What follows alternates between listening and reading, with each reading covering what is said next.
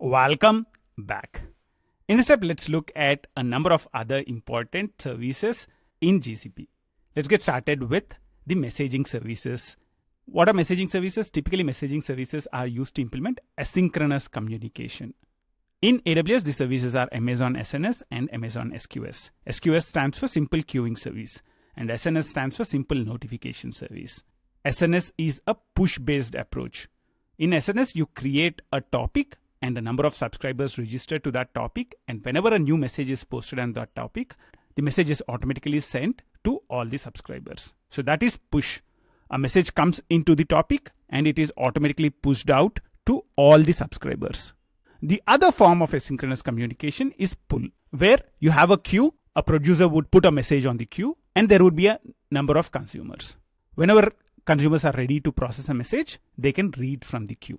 They can pull from the queue. That is why this is called a pull-based communication approach. In GCP, the corresponding service is Cloud PubSub. Cloud PubSub supports both the pull and push approaches. And that's the reason why there is just one service for messaging in GCP. Cloud PubSub also is recommended for streaming use cases. From messaging, let's move to authentication and authorization. How do we do this in AWS? The service which we use is Amazon IAM, Identity and Access Management. And in GCP, it's easy to guess. It's called Cloud IAM, Cloud Identity and Access Management. Cloud IAM helps you to manage access to the different resources that you would create as part of your Google Cloud. From authentication authorization, let's move to managing keys. Whenever you store data, you'd want to encrypt it.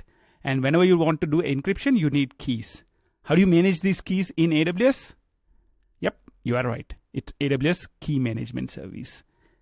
Do you want to guess the service name in GCP? It's called Cloud KMS, Cloud Key Management Service. Let's quickly look at a few more services before we start deep diving into each one of them step by step. How do you automate deployment? We are moving towards DevOps.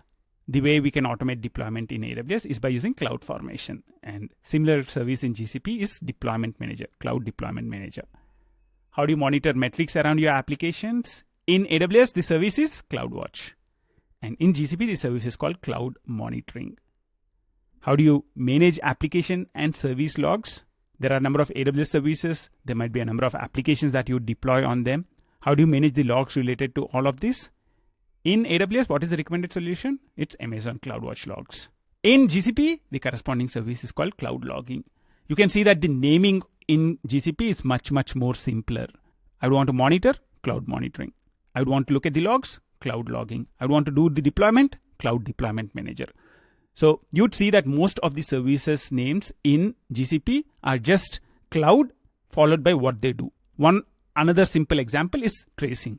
If you want to trace a request across applications and services, how do you do that in AWS? We do it using X-Ray. In GCP, we do it with CloudTrace. In the last few steps, we looked at a number of GCP services in this specific format. We looked at the question or the context or the problem. We looked at the specific AWS solution and also the corresponding GCP solution or the GCP service for that specific question or context or problem. There were two important reasons why we thought this is a good approach. Number one, it might have been a long time since you played with AWS. So we wanted to help you recollect that information by looking at the context and looking at the specific AWS solution. Number two, we wanted to give you a map of GCP. We wanted to give you an overview of the different services which are present in GCP and how they compare against the corresponding AWS solutions. I'll guarantee you that you will not be able to remember all the services on day one. When I started learning GCP a few years back, it took me about a week before I was able to remember all the services. However, I would recommend you to make an effort. Try and write down the specific problem statement and try and write down the specific GCP service, which would help you to solve that problem. So revise the last few slides often. Try and recollect the GCP service and you would see within a few days, you'd be able to remember most of the GCP services. The world is going multi-cloud and understanding multiple clouds is very important.